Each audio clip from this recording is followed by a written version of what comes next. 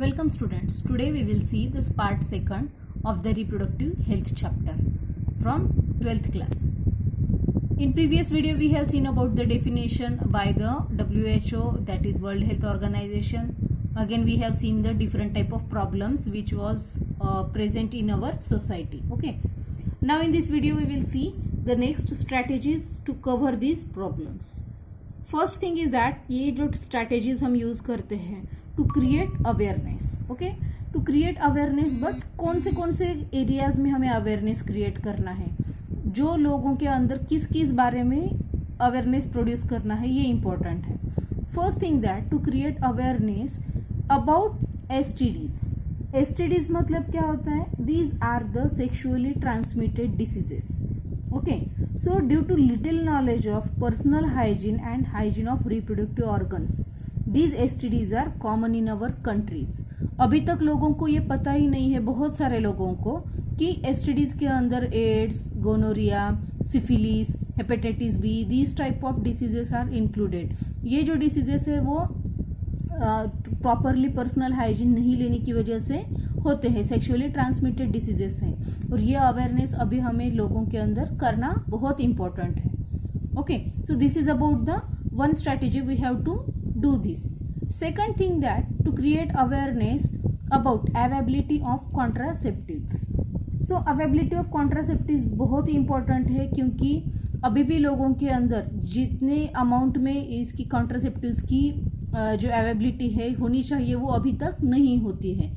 लोगों के अंदर बहुत सारी अभी भी मतलब शर्म की वजह से, या फिर लोग क्या सोचेंगे, इस वजह से एक दूसरे के साथ अभी भी बात नहीं करते इस बारे में. Contraceptives are these much more important to avoid all these sexually transmitted diseases और health related, sex related diseases. Okay, so the use of these contraceptives is much more important nowadays. So this availability, हर जगह पर उसकी availability पाना ये भी बहुत important है, तो उसके बारे में भी awareness करना ज़रूरी है. Third thing about that, awareness about menstruation. अब what happened that अभी भी बहुत जगह पर क्या होता है, पढ़े लिखे भी लोग हो गए या फिर ग्रामीण इलाके के भी बहुत सारे लोग होते हैं कि जिनके अंदर so many misconceptions are there related menstruation. Menstruation is the normal process which was taken in the female body, but so many people are thinking that कि मतलब in these days, in menstrual cycle days, they are thinking that don't touch all these things, किसी को हाथ नहीं लगाना है, छूना नहीं है, काम नहीं करना है, all these things are there. So ये कुछ नहीं होता, that is the general just a normal process in that female body. So that awareness about menstruation is also much more important. अभी भी बहुत सारे फीमेल्स होती है जो मेंस्ट्रुएशन से रिलेटेड प्रॉब्लम से सफ़र होती है, लेकिन due to the lack of knowledge और lack of means availability of knowledge वो उसको किसी के साथ शेयर नहीं कर सकती. So that is also important to create awareness. Okay, next thing about that ARTS, ARTS, what is this? These are assistant reproductive techniques. These techniques मतलब क्या होता है कि एक तो कंट्री में पॉपुलेशन ज़्यादा बढ़ गई तो भी प्रॉब्लम होता है, और कुछ लोग ऐसे होते हैं कि उनको बेबीज होते ही नहीं हैं, तो वो भी एक टाइप का प्रॉब्लम होता है. तो उनको ओवरकम करने के लिए, वो प्रॉब्लम सॉल्व करने के लिए there are some modern techniques which are called as assistant reproductive techniques. तो ये जो टेक्निक्स है बाद में हम नेक्स्ट वीडियोस में देखेंगे उसके बारे में. So this is also important to create awareness. यहाँ पर हम ये साइंटिफिक टेक्निक यूज करके उस प्रॉब्लम्स को कवर कर सकते हैं, लेकिन बहुत सारे लोग क्या करते हैं, जो मांत्रिक तांत्रिक रहते हैं उनके पास जाके अपनी रिप्रोडक्टिव हेल्थ का और ज़्यादा एक्स्ट्रा प्रॉब्लम कर लेते हैं. So that is also necessary to create awareness. Next about the strategy to educate the people.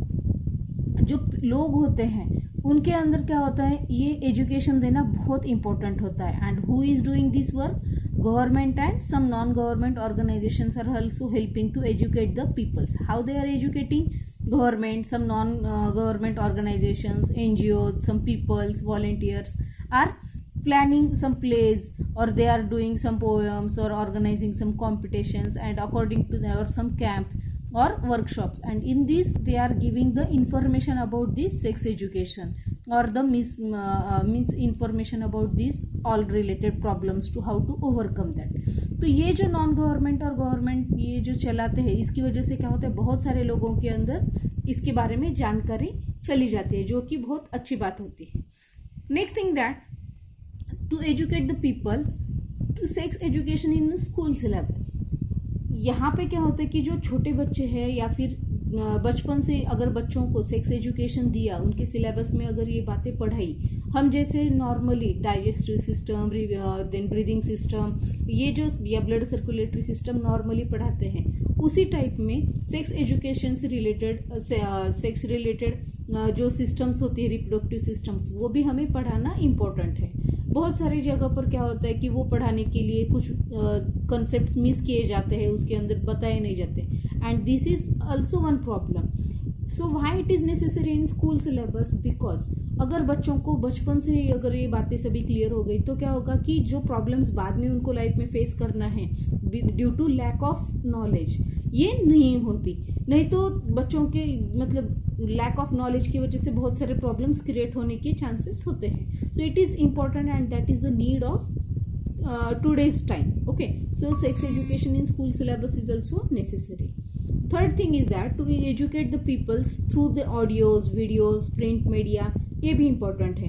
अब हम देखते हैं कि बहुत सारे ऑडियोज है, वीडियोज है, या फिर प्रिंट मीडिया है, बुक्स है, या फिर हर जगह पर हम देखते हैं कि सेक्स रिलेटेड चीज़ों की इंफॉर्मेशन दी जाती है, ऐड दिए जाते हैं। ये सभी भी इम्पोर्टेंट है लोगों को अवेयर करने के लिए।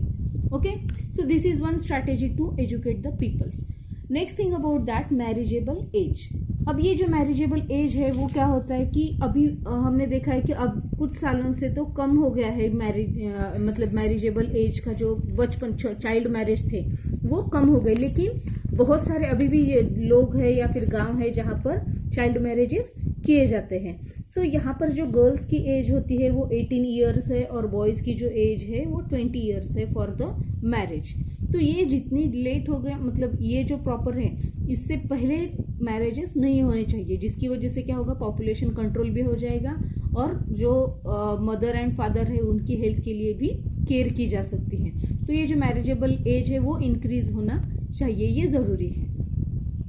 और लास्ट थिंग अबाउट दैट कि ये जो है ill effects of large populations awareness in people, मतलब लोगों के अंदर हमें ये बताना पड़ेगा कि क्या इल इफेक्ट्स है, क्या साइड इफेक्ट्स है अगर लार्ज पॉपुलेशंस हो गई नेशन के अंदर।